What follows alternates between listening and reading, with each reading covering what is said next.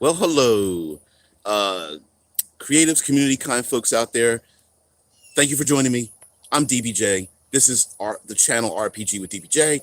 Today is Third Pillar Thursday, and Third Pillar Thursday is something special to me.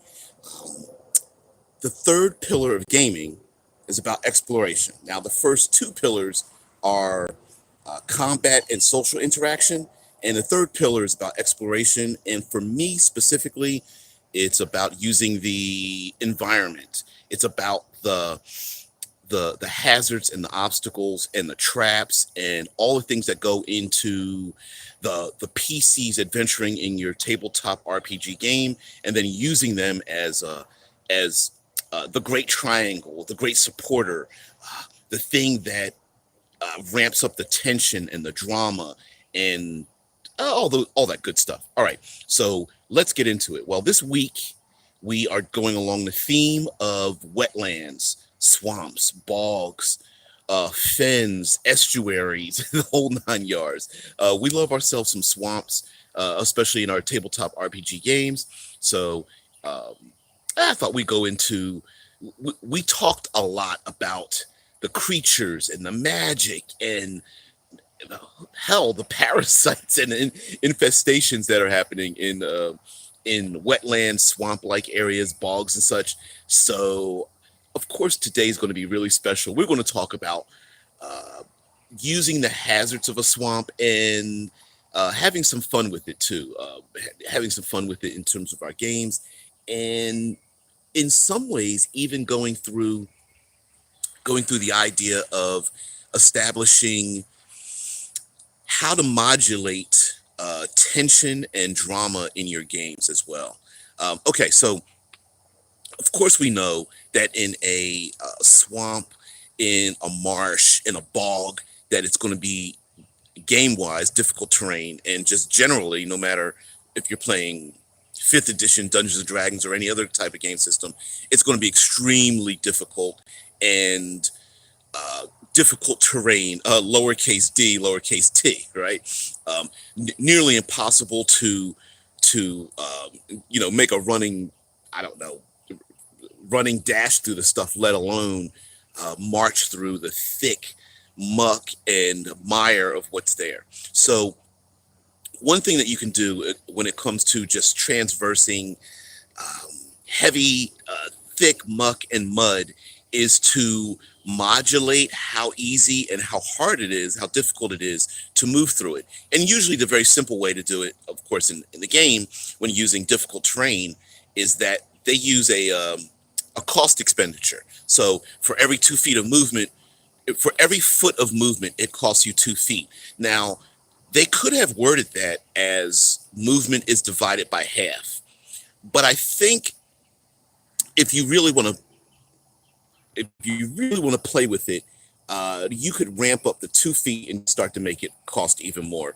Now, Ricker says, "Oh, won't be able to watch much today, but want to pop in and say morning." Well, good morning to you. Well, okay, hello to you. I know it's not morning for you. Probably like noon, 11ish maybe. But thank you very much. I guess 11 would be morning for you as well.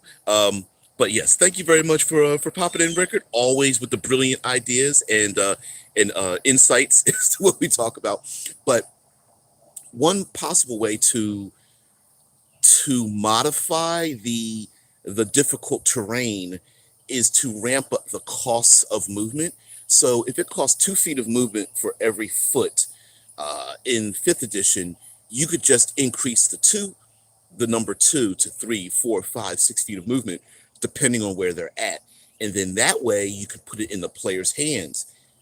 Hey, listen, you have to cross this open field, and it's easier to cross the open field than it would be to go around and stay in the thick foliage and stay out of sight. But guess what?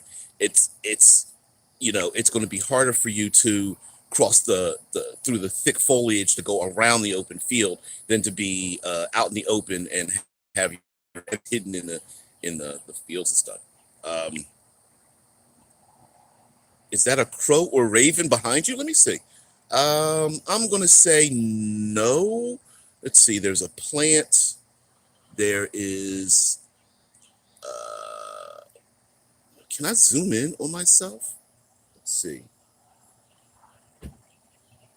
Wow, that's terrible quality. Mm, hard to tell. Hard to tell. Let's see. Come on, zoom back out. There we go. I don't see it moving. All right, I'm gonna turn away from the camera for 2 seconds. No, I don't think so. Chicken or a hen? That's what I was thinking, like a chicken or something back there, hanging out. I don't know. I can't imagine it sitting still for that long. Oh man. Yeah, it's funny because I'm sitting outside out front. Rented a cabin with some family, and people were heading off to work. They're probably like, who the hell is that guy sitting out in the front yard? Because the front light is illuminating my face. I needed something to illuminate my face. So, yeah, I got a chair sitting out on the front lawn. There's a minivan beside me. All right, one idea is to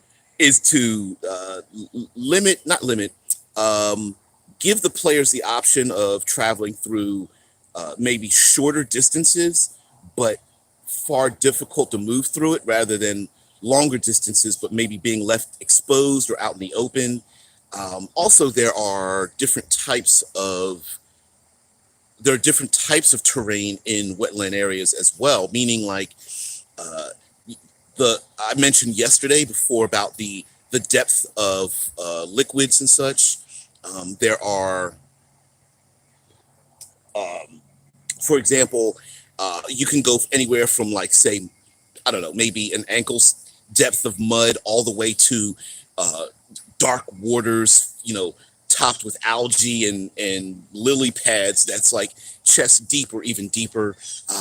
You also have for yourself foliage from thick grasses that reach up to the knees all the way to cattails and other tall grasses that can go above people's heads. And if you still want to go even further with that, you have yourself like mangroves and vines and all kinds of like foliage that both grows up from the ground and dangles down. So, like yesterday, there's that invasive species that hangs off of trees that looks like willow trees, and that species grows, not just hangs from the branches, but actually lives and grows and surrounds the tree branches themselves. And mangroves are like, imagine exposed root systems. So mangroves, oh, maybe my fingers over there we go. So mangroves are like the places where, see, it's moved off. So I guess maybe it was a chicken. I don't know. I mean, I hear there's a bird in the tree near me. Let's see. No, I'm not going to be able to see it. You can hear it, but you can't really see it.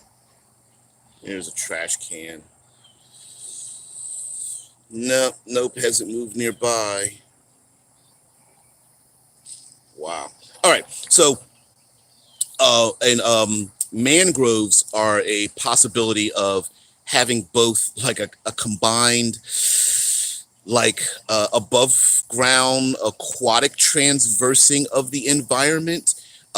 So you could have species hiding in the muck, hiding their heads down, kind of like an alligator or a crocodile would, trying to slip in and around thick rooted systems, or maybe the PCs come upon an open glade that they have to slide through. So I think you can really, for me, I think you can really play with the horror and the tension aspects of dealing with of swamplands and such. Ricker says, "Got to head out." Um, Got to head out. Check in later. Take care. Have a great vacation. Thank you very much. You too. You have a great day. And and thanks for taking uh, everyone taking time out of their busy schedules just to hang out with me, man. It's your time is valuable, so it's worth a lot. Um, so anyway, going back to the environment. All right. So for me, if you're the type of person who has always wanted to do aquatic adventures. I think that with using swamps and wetlands, I think this is a great opportunity for you to like dip your feet figuratively and literally into wetlands without going full aquatic deep ocean kind of thing, because you're going to have to use a number of rules. And a lot of games, unless the game specifically is about piracy in the open seas, a lot of times the rule systems for drowning, for swimming, for navigating in water, aquatic areas, the rules for using weapons in water can be a little problematic, or at least they may feel like uh they're not second nature, right? Roll initiative. Yeah, how much damage did you do? All that kind of stuff is second nature. It's a muscle memory, right? We just know what to do. But when it comes to using aquatic rules, it might need some clarification, um how you're implementing them and in what manner you're implementing them.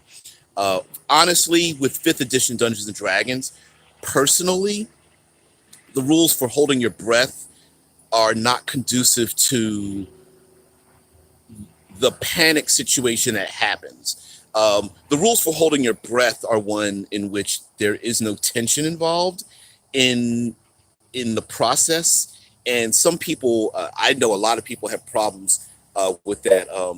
DMJ has it, and we've had this discussion. Actually, it's been years though, but in the Absolute Tabletop group, and so some people use different methods. Whether in our own books we use lung capacity and swimming endurance as two separate functions to measure. Some people don't like that, so what you could do is apply constitution rolls and apply exhaustion, although that can be quite lethal in fifth edition, because once you hit 6 levels of exhaustion, you're dead, no matter what level, no matter how strong or how many hit points your character has. So you might want to do something like that. But anyway, going back to wetlands and navigating wetlands, uh, understanding how deep and how thick the muck is, you could do maybe like a 2, 3, or 4 level type of disposition, depending on how thick you want to have or how dark you want to have the your aquatic regions, as well as the same thing with when it comes to foliage and such. And so, let me give you an example. Um, Players come upon a um, they're walking through the swamps, and they understand that the swamp is about waist deep and they have to move through the muck.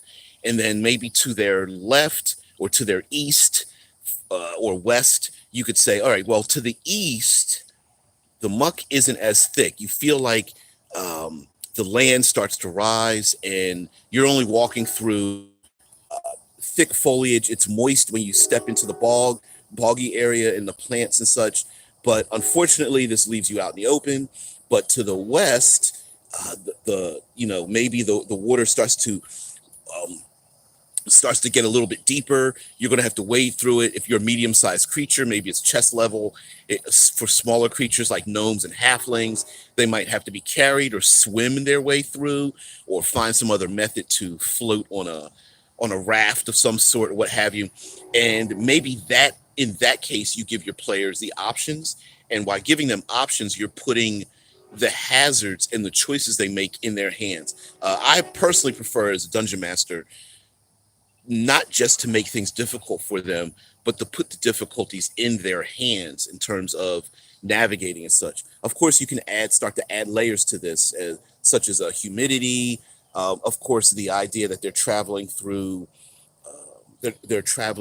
areas that they may need to use sharp weapons to hack away at such, at the thick mangroves and the overgrowth and the foliage and such. And of course, there's always the chance that most of these native animals and species, whether they're monstrous or not, are hiding out in those areas. Now, one thing we talked about yesterday were parasites, and parasites are one of those things where um, parasites and infestations are one of those things where it's not only do you have to worry about catching a disease And not only do you have to worry about poisonous animals and plants, maybe with sharp thorns or contact poisons and such, but parasites add yet a third element to it, in which case, like was brought up in the comments, I believe, by Joseph Keenan, I believe, yesterday, was the movie Stand By Me,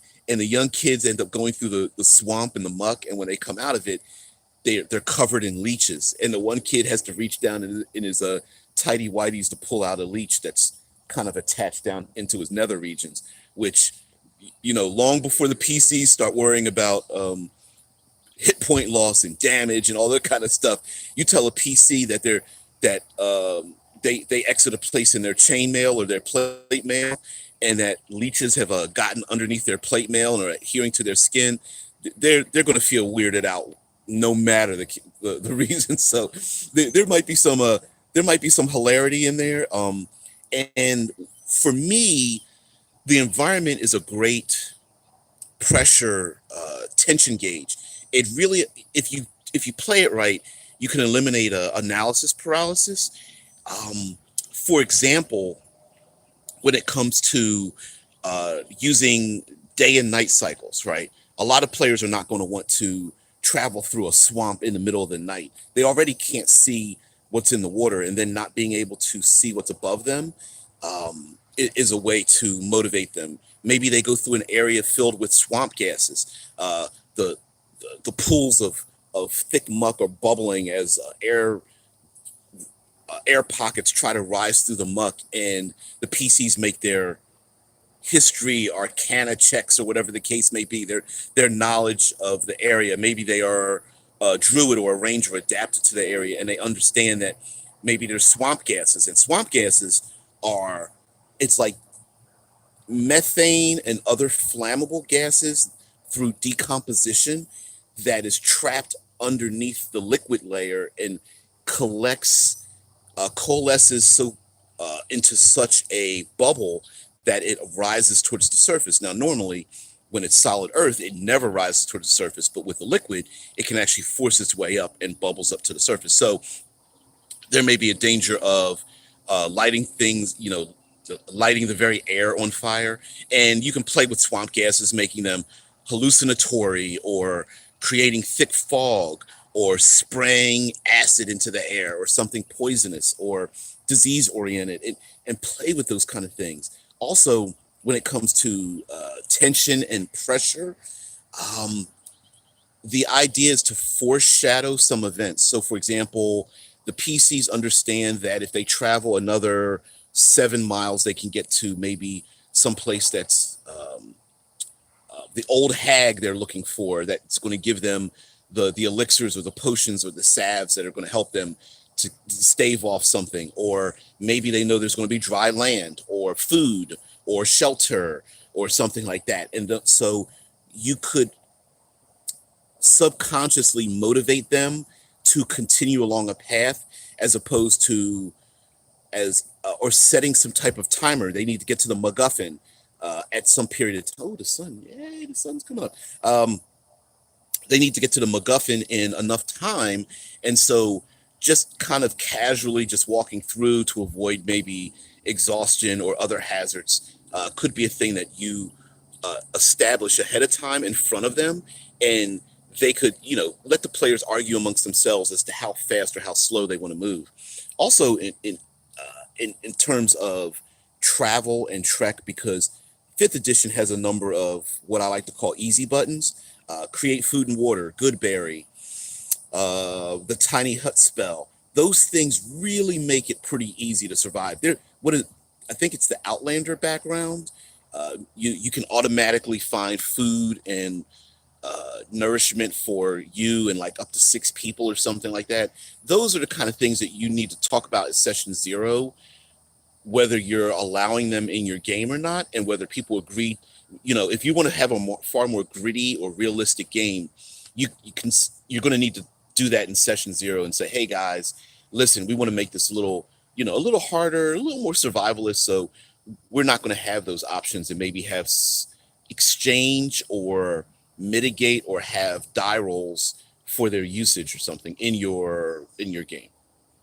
So okay, um, let's talk about the thing that I really like to talk about, and that's using the Great Triangle. Man, you have your enemies, you have your PCs. They're going to have a fight. They're going to have some kind of conflict.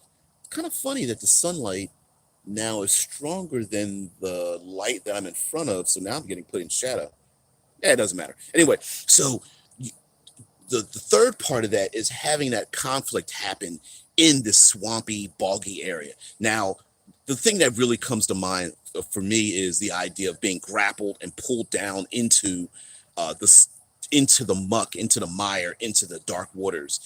Um, Again, I've heard people complain about in fifth edition that there's a shove maneuver, a knockdown maneuver where um, you hit the creature, let's say an ogre, right?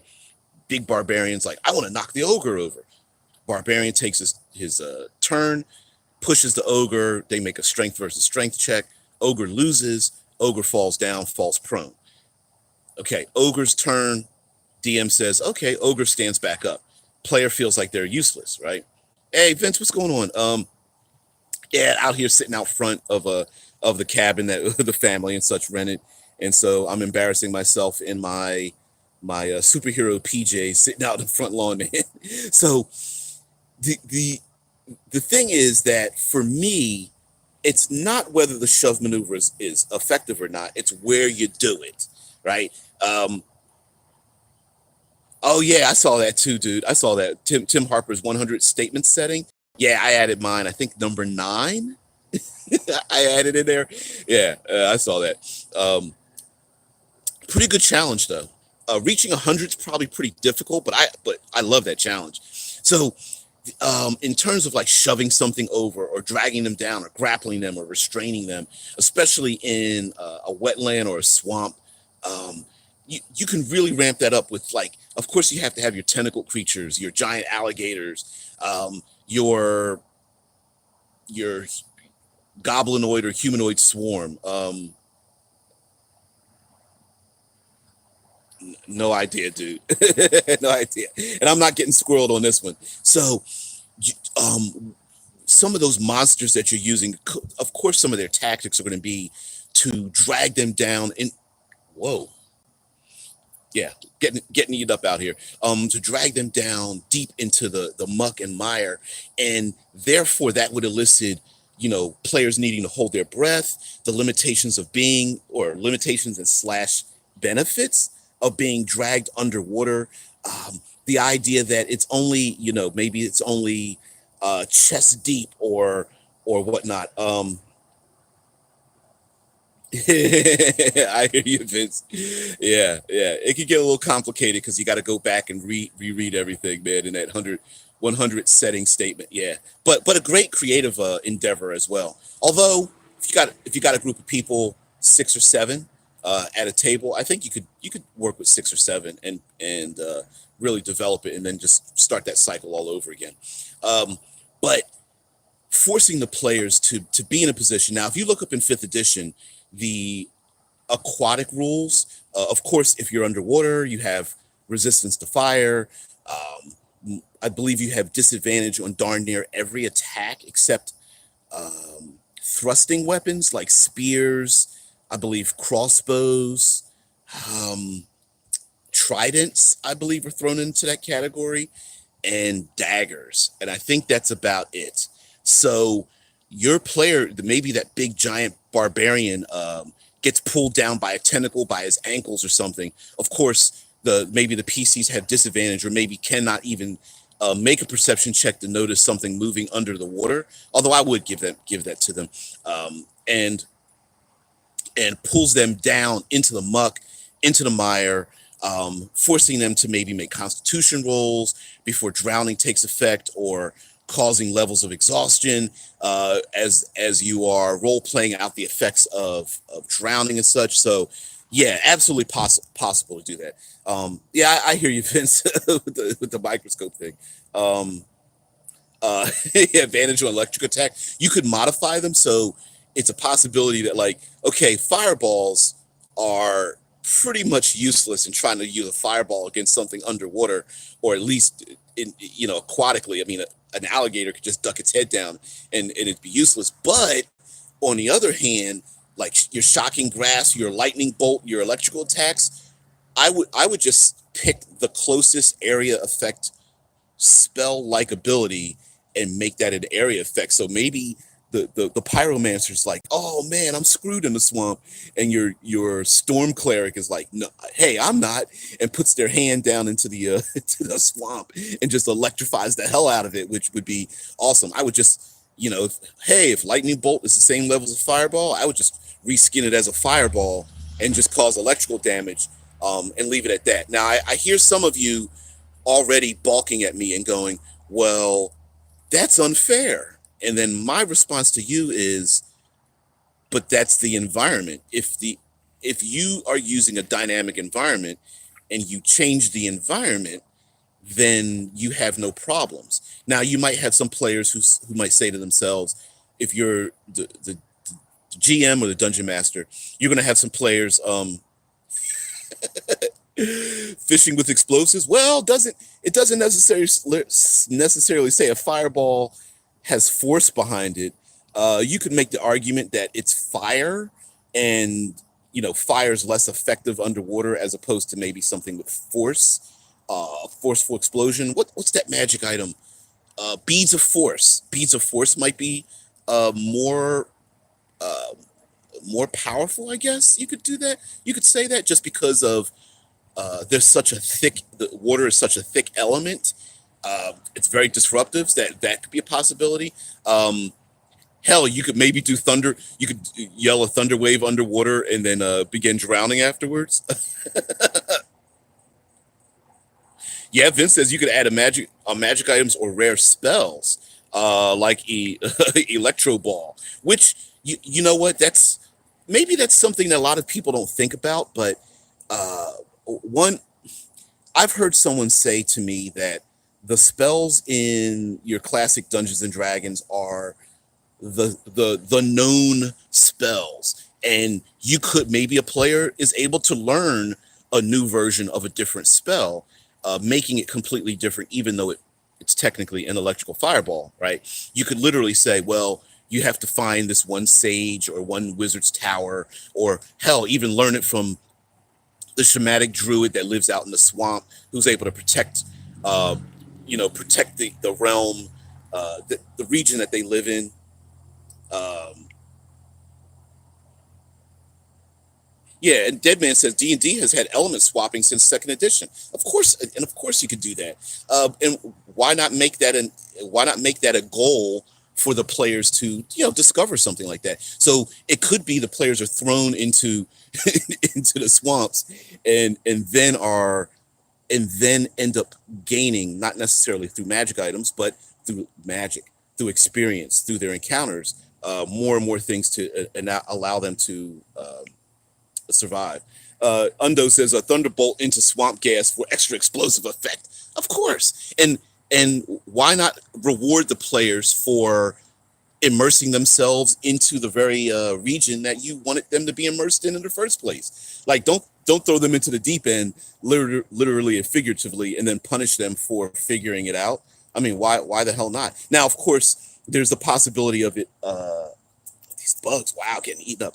Now, there's a possibility of of it reflecting back on them and making it worse. So you can have some fun with that too. Vince says, would be kind of fun if every spellcaster has to invent all their spells, and it's just easier to replicate known formulas than making up new ones. Absolutely, positively agree with you. So it could be that the people who live in the swamps, as